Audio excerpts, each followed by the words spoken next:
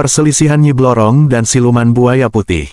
Pengkhianatan Renggaseta. Di tengah pertarungan yang semakin memanas, anak-anak Nyi Blorong dan Siluman Buaya Putih bertarung dengan kekuatan yang telah mereka latih selama bertahun-tahun. Ledakan energi mistis dari setiap serangan mereka menciptakan gelombang besar di alam gaib, menggetarkan langit dan tanah di dunia manusia. Namun, tak satupun dari mereka tampak memegang kendali penuh atas jalannya pertempuran.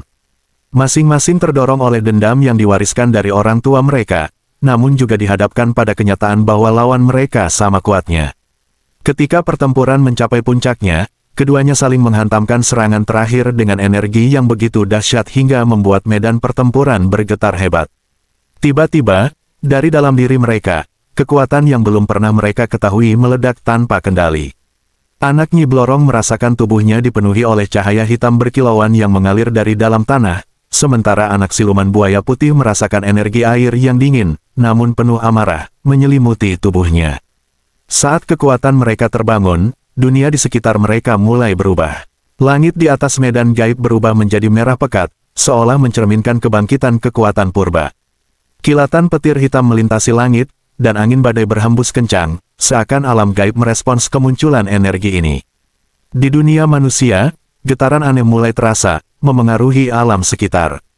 Lautan di dunia manusia tiba-tiba menjadi gelap dan gelombang besar muncul tak terkendali, seolah beresonansi dengan kekuatan anak Siluman Buaya Putih. Di sisi lain, tanah dan pepohonan di hutan mulai layu, dan udara menjadi semakin tebal dengan aura gelap yang berasal dari anak Nyi Blorong. Keduanya terhenti, terkejut oleh kekuatan yang membanjiri mereka. Pada titik ini, mereka tidak lagi menyerang. Masing-masing merasakan ada sesuatu yang lebih besar, lebih tua, yang mengalir dalam darah mereka. Mereka mulai mempertanyakan asal-usul kekuatan ini. Apakah ini hanya berasal dari orang tua mereka, atau adakah kekuatan yang lebih purba yang menghubungkan mereka, sesuatu yang bahkan orang tua mereka tidak sadari. Anak Nyi Blorong mulai melihat bayangan aneh di sekelilingnya, seperti sosok-sosok dari masa lampau yang berbisik padanya, mengingatkannya akan perjanjian mistis yang pernah dibuat oleh leluhurnya dengan kekuatan kegelapan. Di sisi lain, anak Siluman Buaya Putih melihat sosok raksasa buaya kuno muncul di dalam pikirannya, memberitahukan bahwa ia adalah pewaris dari kekuatan besar yang tidak hanya terkait dengan ayahnya, tetapi dengan entitas air kuno yang menguasai lautan sejak zaman purba. Momen kebangkitan kekuatan ini bukanlah kemenangan, melainkan kekacauan. Mereka berdua terombang-ambing dalam ketidakpastian, seolah tubuh dan jiwa mereka dikuasai oleh sesuatu yang lebih besar dari mereka. Pertarungan fisik mereka berhenti, namun konflik baru di dalam diri mereka dimulai. Mereka kini harus menghadapi kenyataan bahwa mereka bukan hanya anak-anak dari dua siluman kuat, melainkan pewaris dari kekuatan purba yang berpotensi menghancurkan dunia gaib dan dunia manusia. Apakah ini yang sebenarnya diinginkan oleh orang tua kita? Tanya anak Siluman Buaya Putih dalam hati, sementara kekuatan air yang meluap dari tubuhnya mulai kehilangan kendali. Atau kita hanyalah alat dari sesuatu yang lebih besar? Anak Nyi Blorong merasakan kegelapan yang kini membungkus dirinya, semakin dalam dan menakutkan. Keduanya merasa terjebak dalam permainan nasib yang tidak pernah mereka pahami sepenuhnya. Para siluman dan makhluk gaib lainnya, yang awalnya mengamati pertempuran dengan harapan untuk menyaksikan perubahan kekuasaan, kini mulai khawatir. Mereka menyadari bahwa kekuatan yang tak terkendali ini tak hanya mengancam kedua anak siluman, tetapi juga keseimbangan dunia gaib dan dunia manusia. Dunia gaib mulai terasa goyah, dinding-dinding yang memisahkannya dari dunia manusia mulai menipis akibat kekuatan dahsyat yang dilepaskan. Nyi Blorong dan Siluman Buaya Putih, yang awalnya berpikir anak-anak mereka akan menjadi penerus kekuasaan mereka, kini mulai khawatir. Mereka menyadari bahwa kekuatan purba ini bukanlah sesuatu yang dapat dikendalikan dengan mudah. Kekuatan tersebut mengalir dari entitas-entitas yang jauh lebih kuat dan tua, yang tujuannya mungkin bukan sekadar membalas dendam atau memenangkan pertarungan. Nyi Blorong, yang melihat anaknya hampir terkoyak oleh kekuatan kegelapan, berusaha menariknya kembali, namun energi hitam itu begitu kuat hingga ia sendiri merasa terdorong mundur. Anak Siluman Buaya Putih, yang mulai tenggelam dalam air yang diciptakannya sendiri, berteriak kesakitan, namun ibunya hanya bisa mengamati dengan kesedihan mendalam. Kita terlalu ambisius, gumam Siluman Buaya Putih. Kekuatan ini, bukan untuk diwariskan kepadanya. Nyi Blorong, yang biasanya tak tergoyahkan, kini diliputi oleh rasa takut yang baru. Jika kita tidak menghentikan ini, tidak hanya mereka yang akan hancur, tetapi kita semua. Keduanya menyadari bahwa pertarungan ini bukan hanya tentang dendam pribadi atau kekuasaan. Ini tentang menyelamatkan dunia dari kekuatan yang lebih besar dari mereka, kekuatan purba yang bangkit dan tak bisa lagi dikendalikan. Di tengah kekacauan yang terjadi akibat kekuatan dahsyat yang tak terkendali dari kedua anak siluman, salah satu sekutu paling setia Nyi Blorong, seorang siluman ular bernama Renggaseta, mulai menunjukkan tanda-tanda pengkhianatan. Selama bertahun-tahun, Renggaseta telah berada di sisi Nyi Blorong, menjalankan segala perintahnya dengan setia.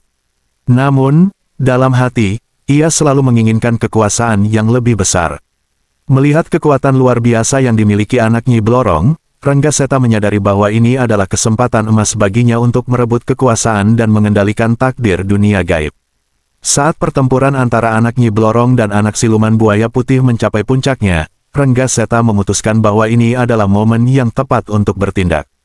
Ia menyusup ke medan pertempuran dengan niat liciknya. Dengan gerakan cepat dan tak terduga, ia mendekati anak Nyi Blorong yang sedang kewalahan oleh kekuatan kegelapannya sendiri.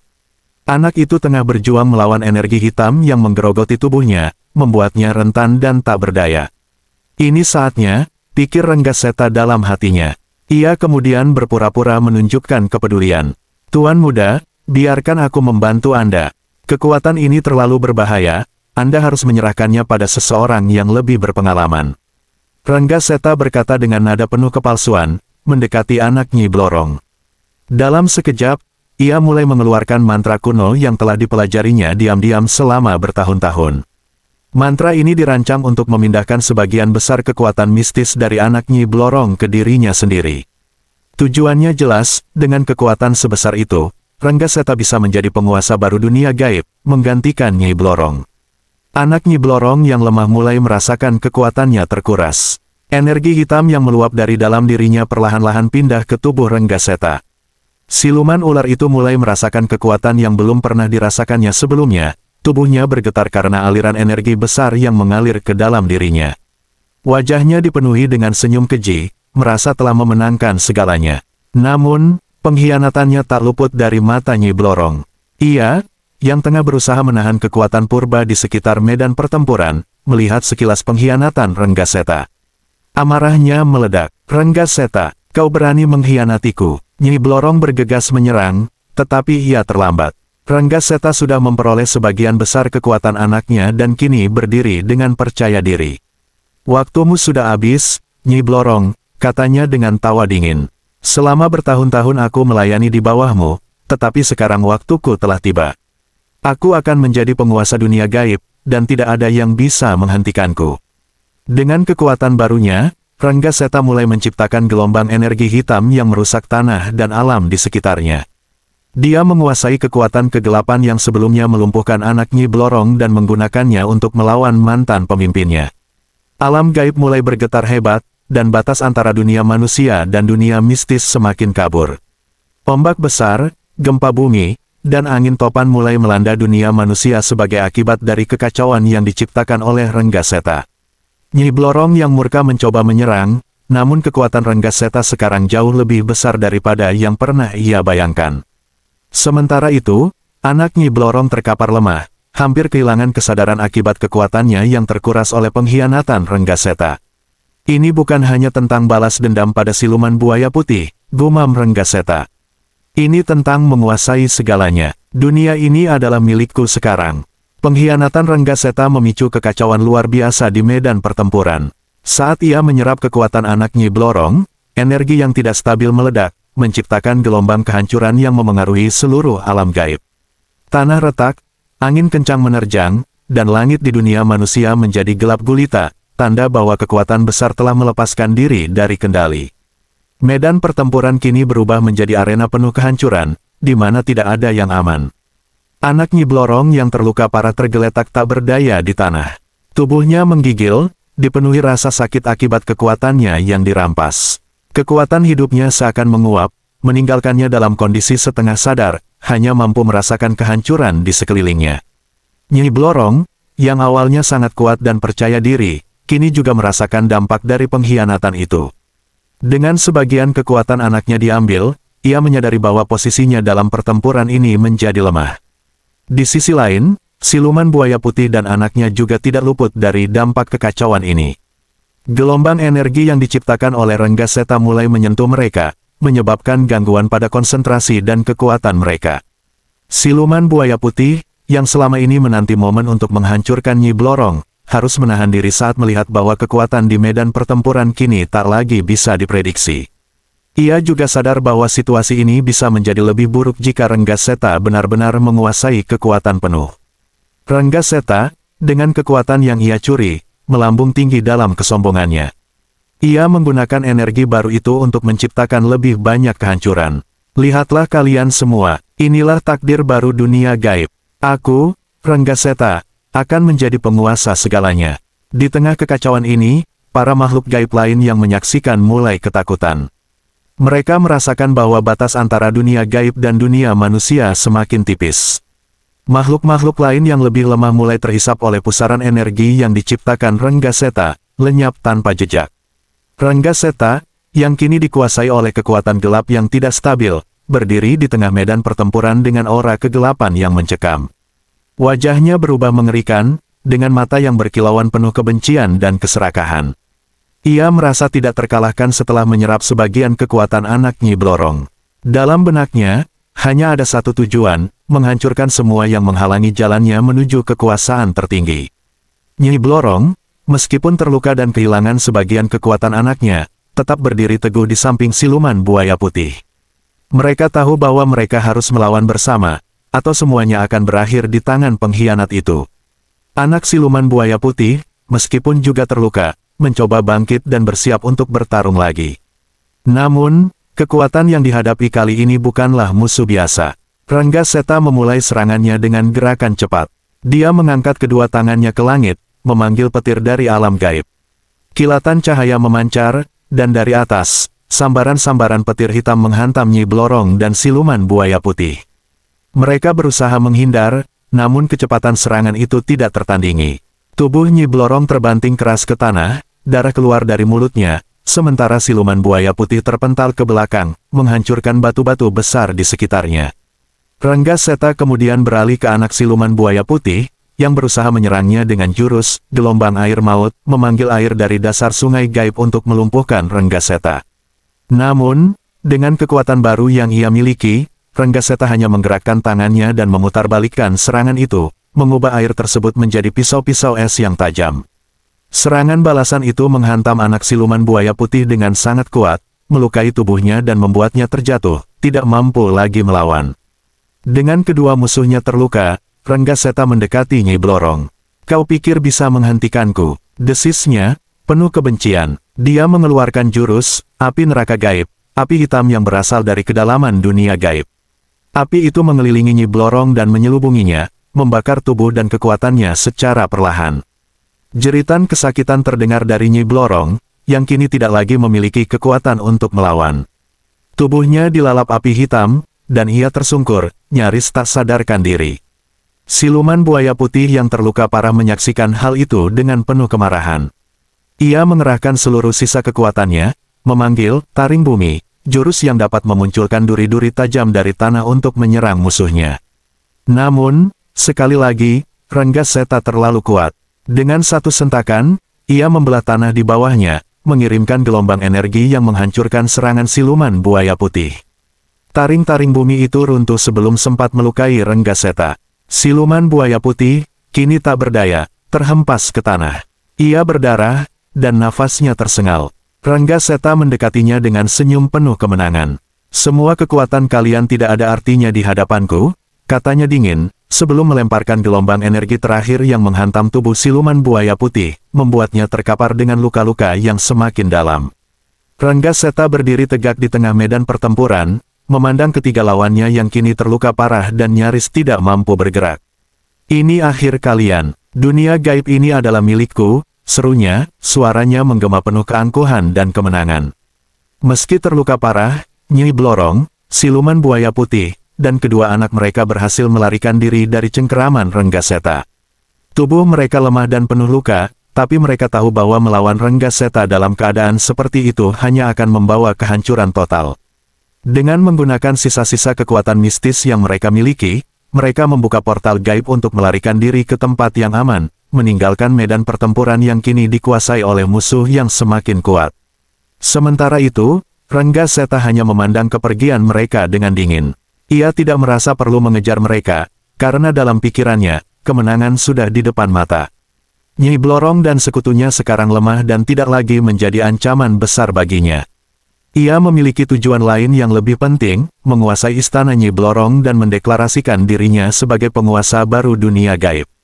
Dengan langkah penuh keyakinan, Ranggaseta menuju istana Nyi Blorong, tempat yang penuh dengan kekuatan mistis yang selama ini menjadi pusat kekuasaan Nyi Blorong. Setibanya di sana, para abdi setia Nyi Blorong sudah mengetahui bahwa ada sesuatu yang salah. Mereka mendengar kabar kekalahan Nyi Blorong di medan pertempuran, namun mereka tidak menyangka bahwa Ranggaseta akan datang langsung untuk merebut istana. "Siapa yang berani menginjakkan kaki di tempat ini?" seru salah satu abdi setia, sosok gaib yang tinggi dengan sorot mata tajam dan energi mistis mengelilinginya. Ranggaseta tidak berkata sepatah pun. Dengan satu gerakan tangannya, ia memanggil angin gaib yang menghantam sang abdi setia dengan kekuatan luar biasa. Sosok itu terpental keras ke dinding istana dan langsung tak sadarkan diri. Serangan tersebut membuat para abdi lainnya gemetar ketakutan. Namun, mereka tahu bahwa mereka harus melindungi istana Nyi Blorong, tempat yang menjadi lambang kekuasaan penguasa mereka selama berabad-abad. Beberapa abdi setia lainnya mencoba menyerang Ranggaseta, menggunakan berbagai jurus gaib dan kekuatan yang mereka pelajari selama bertahun-tahun melayani Nyi Blorong. Salah satu abdi melemparkan bola api besar yang terbuat dari energi gaib, berharap bisa melumpuhkan Ranggaseta. Namun, Ranggaseta hanya mengangkat tangannya, dan bola api itu berhenti di udara sebelum berbalik arah, menghantam pengirimnya dengan keras. Ledakan dahsyat terjadi, membuat abdi tersebut terkapar di tanah. Serangan demi serangan datang, namun Ranggaseta tetap tidak terpengaruh.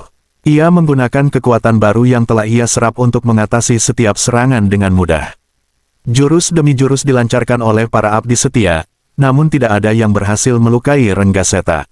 Salah satu abdi mencoba menggunakan belati bayangan, jurus yang biasanya mampu menembus pertahanan gaib siapapun, namun saat belati itu menyentuh tubuh Ranggaseta, belati itu malah hancur menjadi serpihan kecil. Ranggaseta tertawa kecil melihat usaha mereka. "Kalian pikir bisa menghentikanku dengan kekuatan lemah seperti itu? Aku adalah penguasa baru dunia gaib ini. Nyi Blorong telah kalah, dan kalian semua sebaiknya tunduk padaku, atau akan bernasib sama seperti penguasa kalian." Dengan kekuatan yang terus ia pancarkan, Ranggaseta menciptakan pusaran energi yang menyapu seluruh ruang istana. Para abdi yang tersisa tidak lagi bisa melawan. Mereka terlempar ke segala arah, tak berdaya di hadapan kekuatan yang begitu besar. Dalam sekejap, istana Nyi Blorong, yang selama ini menjadi tempat yang penuh dengan keagungan dan mistis, kini berada di bawah kendali Ranggaseta. Setelah menyingkirkan semua perlawanan, Ranggaseta berdiri di tengah istana dan mendeklarasikan dirinya sebagai penguasa baru. "Dengar, seluruh penghuni dunia gaib. Aku, Ranggaseta, kini menjadi raja baru. Dunia gaib ini akan tunduk di bawah kekuasaanku. Siapapun yang berani melawan akan merasakan kemarahan yang sama seperti yang dialami oleh Nyi Blorong dan sekutunya." Sementara itu, siluman buaya putih dan anaknya akhirnya tiba di gua istananya setelah berhasil melarikan diri dari Ranggaseta. Tubuh mereka penuh dengan luka parah, darah mistis mengalir dari goresan di tubuh mereka, tanda bahwa pertempuran yang baru saja mereka lalui hampir membawa mereka ke ambang kematian. Gua istana, yang tersembunyi jauh di dasar sungai berair hitam pekat, kini menjadi satu-satunya tempat perlindungan bagi mereka. Para abdi setia yang berjaga di depan istana terkejut melihat kondisi majikan mereka yang lemah dan terluka. Tanpa perlu diperintah, mereka segera bergegas mendekati siluman buaya putih dan anaknya, mengangkat tubuh mereka yang hampir tak berdaya menuju ruang pemulihan khusus di dalam istana. "Tabib, tabib, cepat, mereka membutuhkan pertolongan segera," seru salah seorang abdi setia. Tak lama kemudian, tabib-tabib istana berlari masuk ke ruang pemulihan, membawa ramuan mistis dan bahan-bahan yang hanya bisa ditemukan di dunia gaib. Mereka mulai memeriksa luka-luka siluman buaya putih dan anaknya dengan penuh kecemasan. Luka-luka itu dalam, dan jelas bahwa kekuatan yang digunakan untuk menyerang mereka bukanlah kekuatan biasa. Tabib pertama mulai mengobati siluman buaya putih dengan ramuan gaib, mengoleskan cairan hijau bercahaya ke luka-lukanya. Cairan itu meresap ke dalam kulit siluman buaya putih, memulihkan jaringan yang hancur. Namun, meski luka-luka fisiknya perlahan sembuh, luka batin yang dirasakan siluman buaya putih jauh lebih mendalam. Kekalahannya di tangan Renggaseta adalah tamparan keras bagi harga dirinya sebagai salah satu penguasa tertua di dunia gaib. Sementara itu, anaknya dirawat dengan hati-hati oleh tabib lain. Luka di tubuh anak siluman buaya putih tak kalah parah, tapi yang lebih mengkhawatirkan adalah kondisi mentalnya. Sejak kekalahan mereka, anaknya tampak terguncang, matanya kosong, seolah memikirkan sesuatu yang sangat berat. Dia kehilangan banyak energi gaib, bisik salah satu tabib. Kita harus segera memulihkan kekuatannya, atau dia mungkin tidak akan bisa bangkit lagi. Selama proses perawatan itu, siluman buaya putih berbaring di tempat tidur batu besar di tengah ruangan, napasnya berat dan perlahan. Ia menatap langit-langit gua yang dipenuhi stalaktit tajam, pikirannya terjebak antara rasa sakit fisik dan amarah yang membara. Aku akan membalaskan dendam ini, gumam siluman buaya putih dengan suara serak. Renggaseta, dia mungkin telah memenangkan pertempuran ini, tapi pertempuran akhir belum selesai. Ia kemudian melirik ke arah anaknya yang masih terbaring lemah. Bagaimanapun, anaknya adalah penerus kekuasaan, harapan terakhir untuk menghidupkan kembali dinastinya. Namun, melihat kondisi anaknya yang terpukul, hati siluman buaya putih terasa perih. Anak itu belum siap menghadapi kekuatan sebesar Renggaseta. Mereka butuh lebih dari sekadar kekuatan mistis biasa untuk menghadapi musuh sebesar itu. Saat malam semakin larut, para abdi dan tabib terus bekerja keras mengobati luka-luka fisik keduanya. Perlahan, luka-luka mulai menutup, dan energi mistis mereka kembali pulih sedikit demi sedikit. Namun, di balik semua itu, ketakutan dan ketidakpastian menyelimuti gua istana. Mereka tahu bahwa meskipun siluman buaya putih dan anaknya selamat kali ini, ancaman Renggaseta masih membayangi. Kekalahan yang mereka alami bukan hanya soal kekuatan, tetapi juga kehormatan dan keberlangsungan dinasti mereka di dunia gaib. Di luar gua, angin kencang berhembus, membawa kabar dari medan pertempuran yang kini dikuasai oleh Renggaseta. Para abdi dan tabib tahu bahwa ini baru permulaan dari perang besar yang akan mengubah keseimbangan dunia gaib. Mereka hanya bisa berharap bahwa siluman buaya putih dan anaknya dapat segera bangkit untuk memimpin mereka melawan kekuatan baru yang tengah mendominasi. Kita harus bersiap, kata siluman buaya putih pelan, matanya menyipit penuh kebencian. Renggaseta mungkin telah mendeklarasikan dirinya sebagai raja baru, tapi ia akan merasakan balas dendamku. Saat waktunya tiba, aku akan menghancurkan kekuasaan yang ia banggakan. Tabib-tabib itu hanya bisa mengangguk hormat, melanjutkan tugas mereka dengan cemas. Keseimbangan dunia gaib kini tergantung pada siluman buaya putih dan anaknya, dan pertempuran besar belum benar-benar berakhir. Setelah pengkhianatan Renggaseta dan kekacauan yang ditimbulkannya, Nyi Blorong dan anaknya, yang terluka parah, memutuskan untuk mencari tempat persembunyian. Mereka membutuhkan waktu dan ketenangan untuk memulihkan kekuatan mereka serta merencanakan langkah selanjutnya. Dengan kekuatan mereka yang melemah, mereka bergerak cepat menjauh dari istana yang kini dikuasai oleh musuh. Dalam perjalanan mereka, Nyi Blorong dan anaknya melintasi hutan lebat dan pegunungan terjal, berusaha menghindari deteksi oleh mata-mata Renggaseta dan para pengikutnya. Kelelahan dan rasa sakit semakin mempersulit perjalanan mereka, tetapi tekad Nyi Blorong untuk menyelamatkan anaknya membuatnya terus maju. Akhirnya, mereka menemukan sebuah gua tersembunyi di puncak sebuah gunung terpencil. Gua ini dikelilingi oleh formasi batuan yang menjulang tinggi dan dilindungi oleh semak-semak lebat, menjadikannya tempat yang sempurna untuk bersembunyi. Nyi Blorong memeriksa gua itu dengan seksama sebelum memutuskan bahwa tempat ini cocok untuk mereka melakukan proses penyembuhan. Ini akan menjadi tempat yang baik untuk kita beristirahat dan memulihkan diri, kata Nyi Blorong, suaranya penuh kelelahan namun tegas. Kita perlu mengembalikan kekuatan kita sebelum dapat melawan Renggaseta dan merebut kembali kekuasaan kita. Dengan hati-hati, mereka memasuki gua. Begitu berada di dalam, Nyi Blorong dan anaknya mulai melakukan persiapan untuk proses penyembuhan. Gua itu tampak sepi dan tenang, dindingnya dipenuhi dengan kristal-kristal mistis yang memancarkan cahaya lembut, memberikan suasana yang mendukung meditasi dan pertapaan. Nyi Blorong memulai proses penyembuhan dengan mengaktifkan lingkaran energi mistis di tengah gua. Dia menggambar simbol-simbol kuno di tanah menggunakan abu yang telah dipersiapkan. Simbol-simbol ini adalah jimat pelindung yang akan membantu mereka menyerap energi alam dan mengembalikan kekuatan mereka. Sementara itu, anaknya duduk di tengah lingkaran tersebut, memejamkan mata dan mencoba menghubungkan dirinya dengan energi gaib yang ada di sekitar. Nyi Blorong duduk di sampingnya, mengarahkan energi mistisnya ke arah anaknya untuk membantu proses penyembuhan. Di dalam meditasi yang mendalam, Nyi Blorong mulai menyanyikan mantra-mantra kuno yang memiliki kekuatan untuk menyembuhkan dan memperkuat energi. Mantra tersebut bergema di seluruh gua, mengisi udara dengan getaran mistis yang mendalam. Cahaya dari kristal-kristal di dinding gua mulai bersinar lebih terang, membentuk pola-pola yang menari-nari di sekitar mereka. Sementara anaknya mulai merasakan perubahan dalam dirinya, luka-lukanya perlahan-lahan mulai sembuh. Energi mistis yang menyerap ke dalam tubuhnya membantu mengembalikan kekuatan dan vitalitasnya, meski proses ini memerlukan waktu yang cukup lama. Namun, tidak hanya penyembuhan fisik yang menjadi fokus mereka. Nyi Blorong juga melakukan pertapaan spiritual, berusaha menghubungkan diri dengan kekuatan yang lebih tinggi. Dia mencari cara untuk memperkuat kekuatan gaib mereka dan menemukan strategi untuk menghadapi Renggaseta.